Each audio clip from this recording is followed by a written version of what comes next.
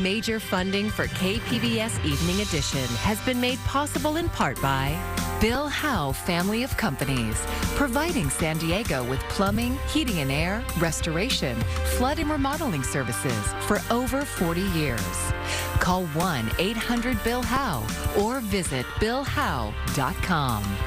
And by the Conrad Prebys Foundation, Darlene Marcos Shiley, and by the following.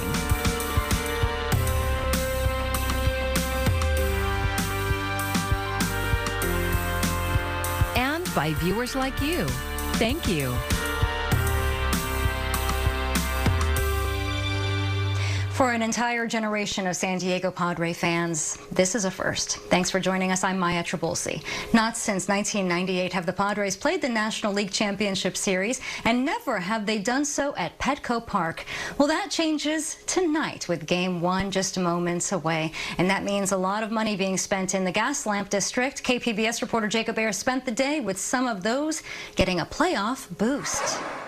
I was a big Charger fan. They left San Diego, so I've been just dedicating everything to the Padres. For the first time since 1998, the Padres are in the National League Championship Series, just one step away from the World Series. This deep playoff run, where they knocked out the 101-win Mets and the 111-win Dodgers, is bringing national attention and big business to the city. It's night and day. I mean, we're in regular season baseball, so we're used to, being packed for the games and everything else. But this is our first time in 11 years being here where we're actually doing it during the month of October and in playoffs. Much like the last series against the Dodgers, resale ticket prices are extraordinarily high, from just under $200 to over $1,000 per seat. That's making it difficult for some diehard fans to afford to watch their teams. It went up to like $291, so I went ahead and grabbed it. But then, they charge you $160 service fee plus the cost of tickets. So all in all, it's about almost $800. Even though the father and son say the steep cost is worth it, prices could go even higher if the Padres advance to the World Series. Right now, the numbers are astronomical, but that could change. And they're starting at $1,700, and this is at Gallagher Square, which is, you're just standing out there on the hill watching the game off the scoreboard. Even though some fans are having a hard time affording to watch the game inside the ballpark, the surrounding Gaslamp District has a lot going on.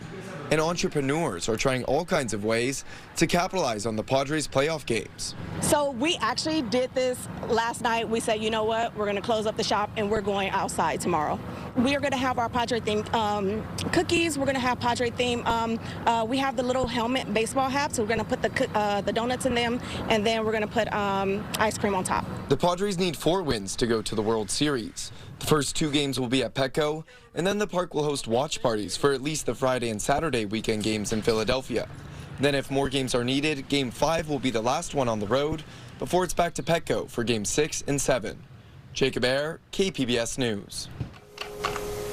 And we have more playoff content. Check out Jacob's story with Padre and Wave fans as they watch both teams compete in the postseason. You can find it on the KPBS YouTube page. The state of California might be ready to move on from the COVID-19 pandemic in the months ahead, at least when it comes to allowing the governor emergency powers to deal with it. Let's take a look at recent numbers in San Diego to see what the situation is like. When it comes to new cases, the county puts the number at around 200 per day. Hospitalizations are also manageable, with the latest count, according to the state, at less than 150. KPBS health reporter Matt Hoffman has more on what the long-term plan could mean for San Diego. Certainly, you can't continue a state of emergency perpetually. And so in our new normal, we do think that we're prepared. Over at UC San Diego Health, Chief Medical Officer Dr. Chris Longhurst isn't forecasting a huge impact, with the state set to lift its emergency response next February. He says at one point there were over 500 emergency orders and waivers, and now there's just a couple dozen left. I think it's really important to understand the federal state of emergency does continue, and it's under the federal state of emergency that things such as the Medi-Cal waiver and the telehealth waivers continue. The state's top doctor says the threat of the virus is still real, but the once crisis situation is manageable. Longhurst says it's clear to him that we're moving to an endemic stage. Which means this virus is going to be with us for a while. And people who are immunocompromised or elderly or otherwise at high risk should maintain that set of vigilance. For the rest of us, it's like the winter flu. Locally, health officials say the announcement doesn't change what they're doing now. Vaccines and testing remain available. Public Health Officer Dr. Wilma Wooten expects the county to end its local state of emergency around the time as the state does. She points to low daily case counts. Our numbers currently for this last week averaged around 230 to 250. Manageable, and that's getting better. Health officials are preparing for some type of winter surge in COVID and flu cases. Wooten hopes it doesn't impact this February timeline. Things might happen where the numbers might increase where that might not be possible. So we don't have a crystal ball. But that is the intention. With the state of emergency eventually going away, the governor does want the legislature to do two things: continue allowing nurses to deliver COVID therapeutics and maintaining lab workers solely focused on testing efforts. Matt Hoffman, KPBS News. Some good news if you're one of the more than 40 million Americans who are burdened with student loans. You can now apply for student loan forgiveness online. KPBS reporter Kitty Alvarado shows us how it works. 12 million Americans have already applied to erase part or all of their student debt through the federal loan forgiveness program, less than 2 months after President Joe Biden announced relief for the more than 40 million Americans who have student loans. We visited this coffee shop in Normal Heights to see if we could find San Diegans who applied too.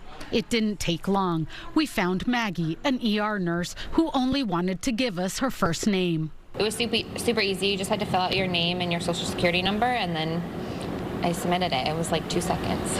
Were you surprised? Yeah, I told her after, I was like, was that it? She worked through the pandemic and said not only was it a breeze to apply, but also said when the relief comes, it will be a big help because she's back in school to become a family nurse practitioner. It'll be definitely very helpful. I live alone here in San Diego, so I don't have a family, so it'll be huge for sure. We then turned to the table behind us to ask for an interview. We were surprised by the answer we got from Taylor Google, a student who is in the Army who overheard our conversation. I did it in like a minute while you guys were doing the interview over there. I mean, that's how simple it is. So, yeah, it was a piece of cake. You can sign up for the relief at studentaid.gov. To qualify, your income for 2020 or 2021 must be less than $125,000 a year as a single tax filer or under $250,000 as a couple or family. Those who do qualify will receive up to $20,000 in debt relief. Google says this gives her the opportunity to give back through her education and maybe someday get her own little piece of the American dream too. This is a huge thing, I think, to a lot of people from my generation to have, you know, some of that debt paid off. We were all sold the college dream very hard, and it's good to know that, you know, we can at least get a little bit of relief on that debt so we can, you know, hopefully get a house and do all the other amazing things people want to do with their lives. So, Kitty Alvarado, KPBS News. Student safety is at top of mind for all schools, and KPBS North County reporter Tanya Thorne tells us about a new resource offering peace of mind in Valley Center. Valley Center High School Principal Aaron Little demonstrates the process that will take place for anyone stepping foot on the school campus. I'm here to visit my student's teacher. Wonderful. We need to check you in. Do you have your California driver's license or California ID that we can check? Yes, I do. The Raptor security system scans a visitor's ID and prints out a badge. That badge will need to be worn by the visitor at all times while on campus. We're a large high school, so it helps us keep organized of all the visitors that we have on campus. But it also takes all those visitors and runs them through our Megan's Law database to ensure that we're keeping our kids as safe as humanly possible at all times. Anything that we can do to keep our kids safe, whether it be one of these systems, whether it be some of the things you see on campus in terms of cameras or fences, all those things are just part of the puzzle. Another part of the puzzle is law enforcement. Systems like these can make their job easier if something is to occur. It does help account for who's on campus should something occur, and it will help in the evacuation process and accounting for anybody that we would need to locate. Lieutenant Jim Emig is the station commander at the Valley Center Sheriff's Substation. He says the security system has been installed at all of the Valley Center Palma Unified Schools. The San Pasqual Economic Development Corporation funded the $14,000 program. It's just expanding our commitment for safety and making sure that our community, our schools, our children are just looked out for. Wahey Quisquis is the president of the corporation and grew up in the school district. He says the group will find ways to help keep the community safe as technology advances. Tanya Thorne, KPBS News. This week, Ukraine had to deal with kamikaze drones. Now, damage is being done to critical infrastructure like electricity and water. Chris Wynn updates us on the war, which has picked up intensity in recent days. As winter nears, people across Ukraine are bracing for more catastrophe and uncertainty. The country's energy infrastructure came under renewed Russian attacks Tuesday, including a wave of strikes on critical facilities in the capital city of Kyiv. Ukraine's president says 30% of the country's power stations have been destroyed in just over a week, prompting residents to restrict their use of electricity and water. Putin want to kill us, and all Ukrainians, we want to live. Putin want to wipe us from the world map, and we want to have our own state. The death toll in Kyiv continues to rise following Russian attacks in recent days with Iranian-made kamikaze drones. Mr. Putin's army is hollow right now. They didn't come into this hollow, but they're hollowed now, both from equipment and increasingly from a personnel standpoint. The Russian army not only dealing with increasing problems on the battlefield, but also at home. At least 14 people died Monday after a Russian fighter jet crashed into an apartment building in the southern town of Yeysk during a training exercise. This war can end today. This is a war that can end right now today if Vladimir Putin wants it to. This is his war. He started this war. Meanwhile, in a first, human rights officials from both Ukraine and Russia met Monday during a prisoner of war exchange between the two sides. Chris Wynn, KPBS News. I'm Amna Nawaz. Tonight on the NewsHour, Russian strikes cause major blackouts, but new polling shows Ukrainians are determined to win the war. Coming up at 7 right after Evening Edition on KPBS. New technology came to the border in Otay Mesa today to deal with the old problem of pollution from semi-trucks entering from Mexico. KPBS reporter Alexander Wynn explains. On an average day, roughly 3,500 of these trucks cross the border at Otay Mesa. They are the backbone of California's economy, bringing in goods from south of the border. But they are also a major contributor to pollution. The trucks are responsible for roughly 50% of all the pollutant we see in the air here in California. Randall Offer is an air pollution specialist with the California Air Resources Board. He says these diesel trucks emit particulate matter that is hazardous for your health, especially for those living in industrial areas, such as Barrio Logan.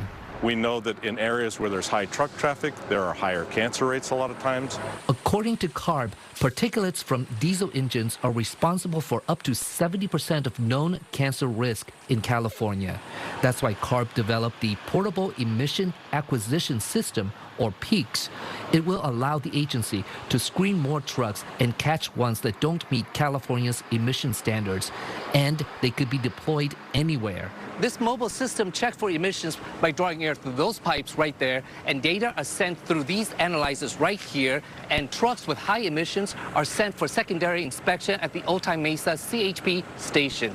The system captured data such as how much particulate matter was emitted and the levels of carbon dioxide, nitric oxide, and nitrogen oxides, gases that contribute to smog and acid rain.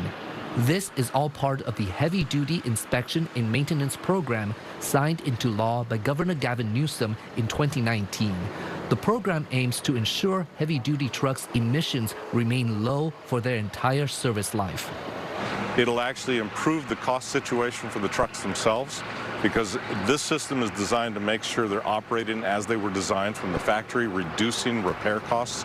At the Otay Mesa CHP Commercial Vehicle Enforcement Facility, trucks that failed the secondary inspection are given a citation that could range from a fix-it ticket to several $1,000s in fines for serious violations. At the border, Alexander Nguyen, KPBS News. And we're seeing another luxury automaker going electric. Rolls-Royce says it will start production on its new Spectre EV next year. The range will be around 260 miles on a full charge. Rolls-Royce says more EVs are on the way and that the full brand will be fully electric by 2030. When it comes to public property, schools take up a lot of real estate, and more frequently, extreme weather is doing major damage to those buildings. As Renee Marsh reports, schools from California to Florida are among those taking direct hits. My goodness gracious. Melissa Wright sees the destruction at her 10-year-old son Zane's school for the first time. That's the sign he stands in for the first day of school every year. Fort Myers Beach Elementary is 1 block from the ocean. Hurricane Ian's powerful winds tore down walls, and its storm surge approached the top of the school doors, destroying nearly everything inside. Losing that school it's probably what I've cried about the most. It's been more than 2 weeks, and the entire Lee County School District remains shut down. We do have schools that remain in a high needs category, suffering significant damage. He already said this year was tougher for him than most, so I am worried about him falling behind. Lee County schools are emblematic of a growing trend, the climate crisis disrupting school systems nationwide for months and in some cases years. In California, wildfires have been the leading cause of school closures. From 2018 to 2019, a record 2,295 schools closed. Last year in Louisiana, Hurricane Ida, a devastating Category 4 storm, ripped off roofs and destroyed schools. More than a year later, 2 schools for close to 900 students are still inoperable. And in Tennessee, 17 inches of rain fell in 24 hours, flooding Waverly Elementary and junior high school. More than a year later, some students are using an auditorium with partitions for classrooms. A government study found that since 2017, more than 300 presidentially declared major disasters have occurred across all 50 states and U.S. territories, with devastating effects on K-12 schools, including trauma and mental health issues, lost instructional time, and financial strain, something Waverly, Tennessee schools know well. After the flood there, students' test scores lagged behind the rest of the state. Some of our staff and teachers lost their homes, they lost their loved ones, they lost, and their classrooms. So mentally wise, that has put a toll on them. As schools struggle to recuperate from extreme weather, experts say they must better understand their future risk and rebuild more resilient structures. Our public schools right now, they received a D+ on America's infrastructure report card. Wow. Until then, when extreme weather strikes, all that is lost will undoubtedly also include quality instructional time in school.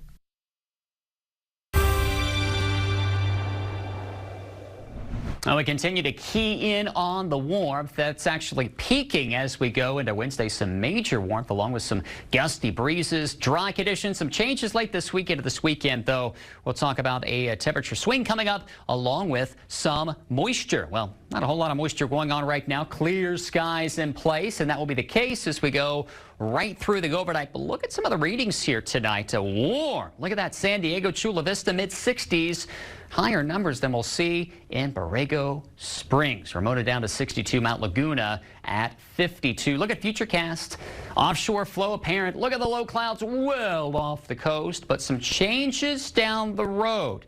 As we see significant changes into the northwest, we'll notice the flow turns more onshore as we go into Thursday. But tranquil and very warm again for your Wednesday afternoon. Look at this. Oceanside to San Diego, around 90 degrees.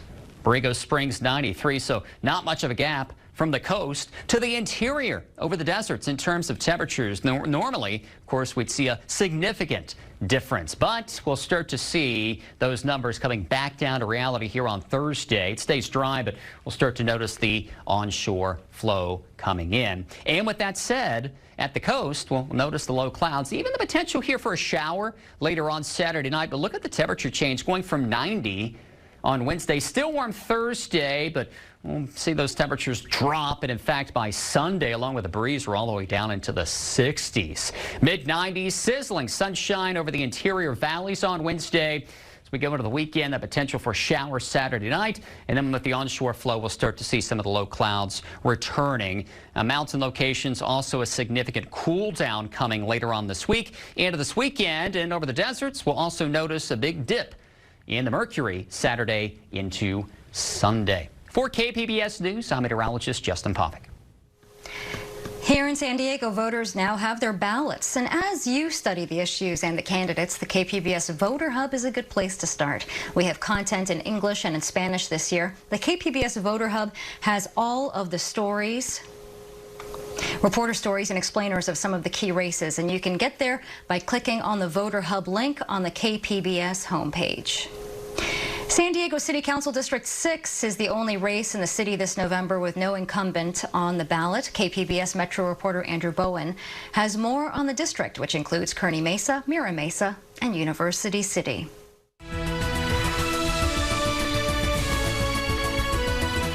For the past 2 years, District 6 has been represented by the last Republican in San Diego elected office.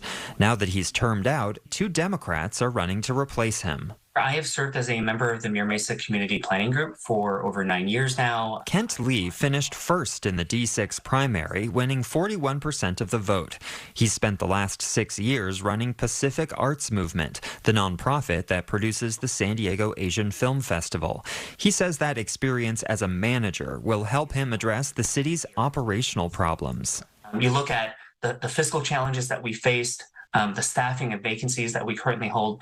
And I think these are critical components that explain why the city is failing to deliver on some of its most basic services that people think of every day. I'm not aligned with a lot of the downtown outlets and a lot of the downtown special interests. Tommy Howe, an activist and former radio host, finished second in the primary with 37% of the vote. He's skeptical of the city's efforts to zone for more housing and says most new homes are too expensive for the middle class. And we still aren't answering the basic question. How is this housing that we're building going to be somehow more accessible, more attainable, and more affordable for our neighbors? The housing and zoning debate is a critical one. The next council member in District 6 will vote on new community plans in University City and Mira Mesa. Andrew Bowen, KPBS News. Georgia election officials say there was record turnout for the state's first day of early voting on Monday. It's a test of controversial election changes now being tested in closely watched races for governor and for Senate. As Eva McKend reports, the stakes are high. Just 21 days before the midterm elections. In Georgia, it's not only about the House and the Senate. This is the general election debate among candidates for governor. Facing off Monday night in their first of 2 scheduled debates, Stacey Abrams, a Democrat, Shane Hazel, a Libertarian, and the incumbent Governor Brian Kemp, a Republican, each making the case for deserving their vote. The current failures we have seen in the state are not only damning, they are disqualifying. And over the next few years, we have an opportunity to change the trajectory of the state. My desire is to continue to help them fight through 40-year high inflation and high gas prices and other things that our Georgia families are facing right now, quite honestly, because of bad policies in Washington, D.C. Governor Kemp campaigning for a second term and has led polling in the race. But for many Georgians, this election is a rematch of the 2018 contest between Kemp and Abrams. While a federal judge ruled last month Georgia's election law did not violate voters' constitutional rights, in response to a lawsuit brought by Abrams-founded group Fair Fight Action starting in 2018, the Democratic candidate repeated some of these accusations to Georgia voters. We need a governor who believes in access to the right to vote and not in voter suppression, which is the hallmark of Brian Kemp's leadership. Governor Kemp pushed back against Abrams' claims. So for someone to say that we have been suppressive in our state when we've seen turnout increase over the years, including with minorities like African Americans, Latinos, and others, is simply not true. The two also faced off on the issues of business ownership for minorities and social equity. We are the ones that have been fighting for you when Miss Abrams was not. We were giving tax refunds. We were doing tax cuts. We were suspending the gas tax to help you deal with 40-year high inflation when she was criticizing us. Stacey Abrams, 30-second rebuttal. I would point out that Mr. Kemp did not address the needs of purchasing and contracts for black and brown-owned businesses. He has said that we need to study it. I would tell him just cheat off of my paper. I know the answer. The heated debate comes as early voting begins in Georgia, the Peach State, home to another critical midterm race. And it is here where control of the Senate, which is split 50-50, could be decided. Incumbent Democrat Raphael Warnock facing Republican nominee Herschel Walker in a close race. Casting his ballot Monday, Reverend Warnock renewed his attacks against Walker. My opponent, Herschel Walker, is not ready. I pointed out the fact that he claimed to be in law enforcement, to be a police officer, and that he threatened a shootout with the police. And his response was to produce a fake badge. Appearing on NBC's The Today Show, Walker once again showed his honorary sheriff's badge, which he previously claimed was legitimate in a debate last week, and denied allegations of domestic violence made by his son. I love my son Christian. I love my whole family. I'll always love them and stuff. That's what I say for my son Christian. And I don't have any violence. And that was Eva McKend reporting. The only scheduled debate in the race for California governor is this Sunday. Bay Area public media station KQED will host and will moderate. Start time is 1 p.m. and we will carry the stream of the debate live at kpbs.org with a TV rebroadcast again at 6. Thank you so much for joining us. I'm Maya Trabulsi. Good night. Major funding for KPBS Evening Edition has been made possible in part by Bill Howe Family of Companies, providing San Diego with plumbing, heating and air, restoration, flood and remodeling services for over 40 years. Call 1-800-BILL-HOWE or visit billhowe.com. And by the Conrad Prebys Foundation, Darlene Marcos Shiley, and by the following.